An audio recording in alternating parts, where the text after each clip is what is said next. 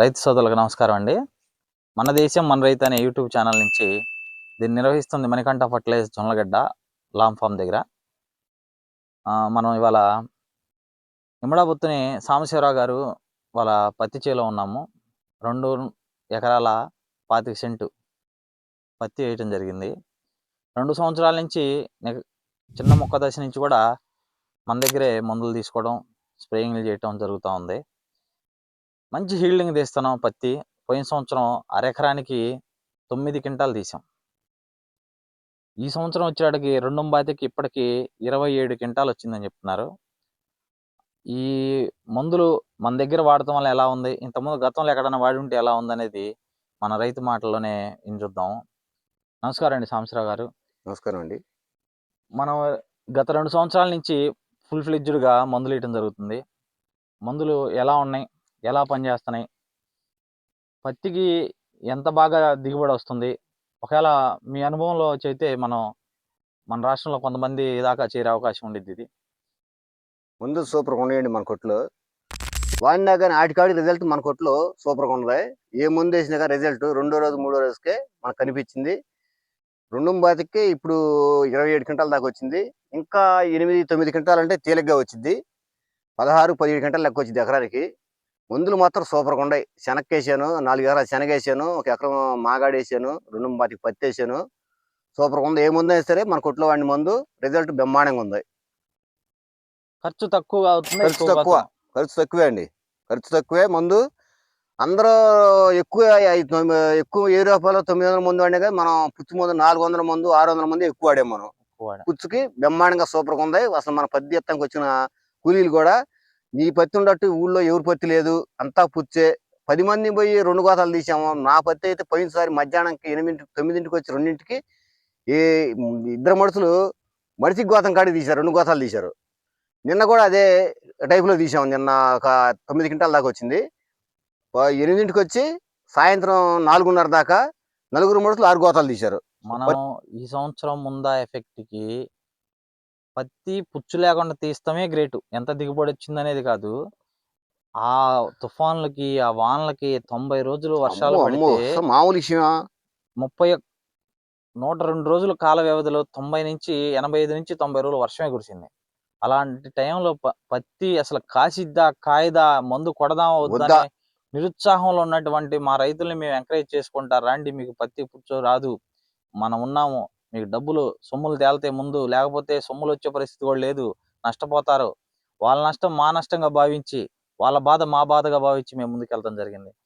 మా నమ్మకాన్ని నిలబెడుతున్నట్టుగానే మా రైతులు కూడా ఎంతో కష్టపడి మందులు స్ప్రేయింగ్ చేయటం, పడిపోయిన చెట్లను లేపుకోవటం, మంచి సూచనలతో మందులు కొట్టుకొని వాళ్ళ ఎకరానికి 6-7-8 క్వింటాలు అయ్యే చేలు కూడా ముందా తుఫాను పోయిన తర్వాత.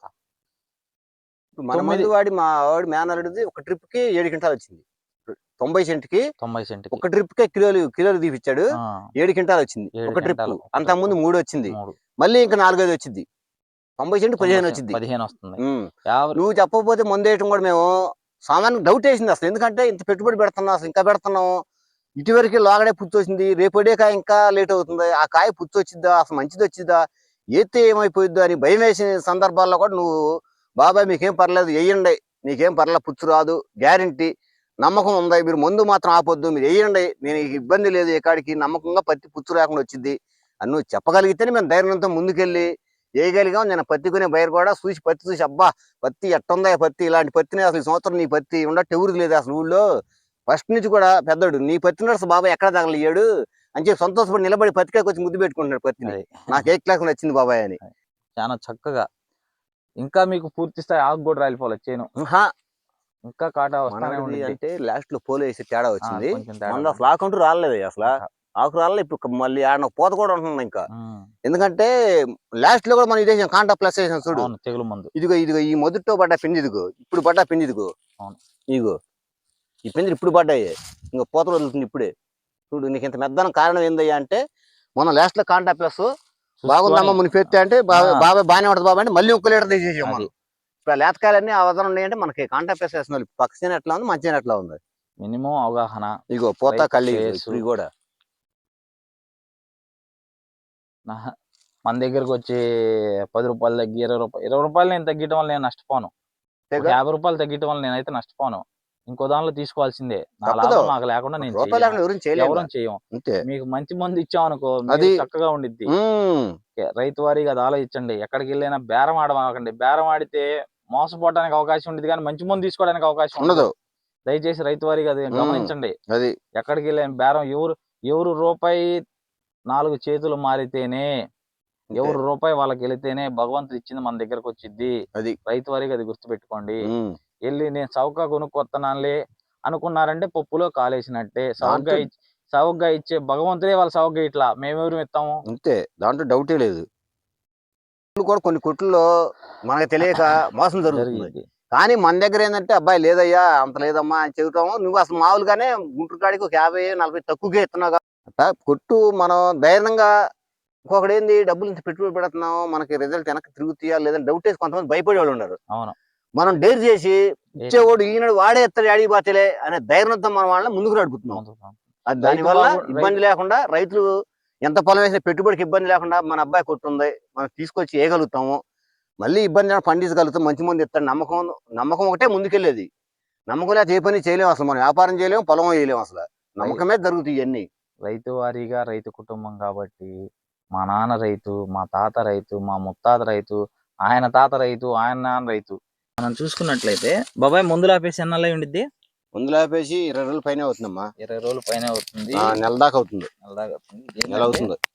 మనం పైరు కాపు అంటాం అనమాట. దీన్ని పైరు కాపే. ఇది ఇగురుపడ్డ కాయ. ఇది సామాన్యంగా పుచ్చు రాకుండా ఉండటానికి అవకాశం లేదు ఎటువంటి పరిస్థితుల్లో కూడా. ఏం చేసామంటే ఒకదాన్ని మొలిస్తే పుచ్చు లేకుండా తగిలింది. అది మీకు కూడా చూపించే ప్రయత్నం చేద్దాము అనే ప్రయత్నంలో తీయటం జరుగుతుంది.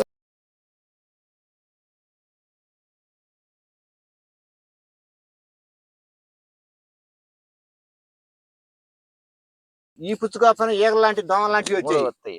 గుట్లు ఉండేవి.